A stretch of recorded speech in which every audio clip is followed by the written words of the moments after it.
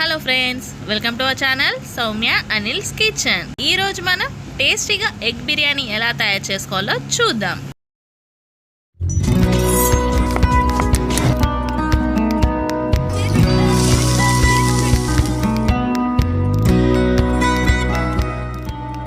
ముందుగా ఎగ్స్ని బాయిల్ చేసుకుందాం. ఇప్పుడు మరొక బౌల్లో 2 గ్లాస్ రైస్ని తీసుకొని ఫ్రెష్గా వాష్ చేసి హాఫ్ అన్ అవర్ పాటు నానించుకోవాలి. ఇప్పుడు ఒక బౌల్లో కొంచెం ఆయిల్ యాడ్ చేసి ఎగ్స్ని యాడ్ చేసుకుందాం. అవి కొంచెం ఫ్రై కానివ్వాలి.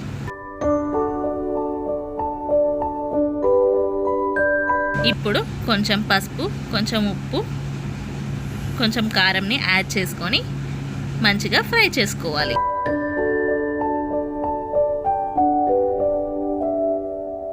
వీటిని సపరేట్ చేసుకుందాం. ఇప్పుడు అదే బౌల్లో 2 స్పూన్ ఆయిల్ యాడ్ చేసుకొని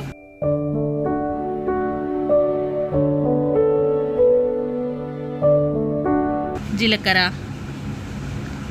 ఆవాలు, బిర్యానీ మసాలాస్ యాడ్ చేసుకుందాం.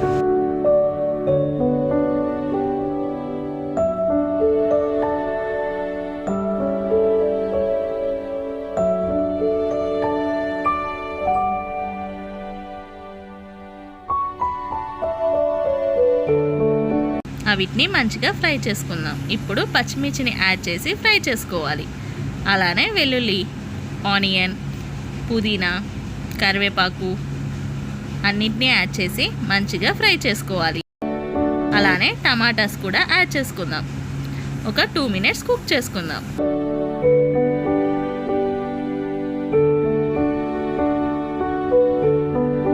ఇప్పుడు అల్లం వెల్లుల్లి పేస్ట్ని యాడ్ చేసి పచ్చివాసన పోయేంత వరకు ఫ్రై చేసుకోవాలి. కొంచెం పసుపునే యాడ్ చేసుకుందాం. ఇప్పుడు సాల్ట్, ధనియా పౌడర్, 2 స్పూన్ కారం యాడ్ చేసి మంచిగా కలుపుకోవాలి. అలానే గరం మసాలా, చికెన్ మసాలా, కసూరి మేతిని యాడ్ చేసుకుందాం. దీనివల్ల టేస్ట్ చాలా బాగా వస్తుంది. అలానే ఒక 1 కప్ పెరుగుని యాడ్ చేసుకొని మంచిగా కలుపుకోవాలి. ఒక 2 మినిట్స్ కుక్ చేసుకోవాలి. ఇప్పుడు ఒక 4 ఎగ్స్ని యాడ్ చేసుకుందాం.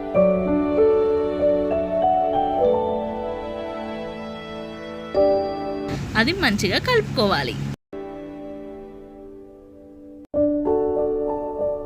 అది మంచిగా ఉడికినాక 1 గ్లాస్కి 1.5 వాటర్ని యాడ్ చేసుకోవాలి.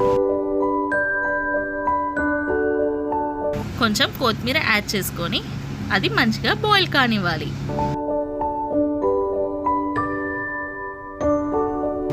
ఇప్పుడు ఎగ్స్ని యాడ్ చేసుకుందాం. ఇది మంచిగా బాయిల్ అవుతుంది. ఇప్పుడు మనం కడిగి పెట్టుకున్న రైస్ని యాడ్ చేసుకుందాం. దీని ప్లేస్లో బిర్యానీ రైస్ కూడా యాడ్ చేసుకోవచ్చు.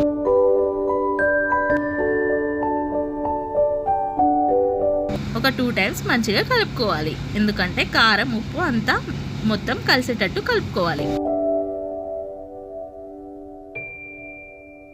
కమ్మని స్మెల్ వస్తుంది. మీరు కూడా ట్రై చేయండి. ట్రై చేసి ఎలా వచ్చిందో కామెంట్ బాక్స్లో కామెంట్ అయితే చేయండి.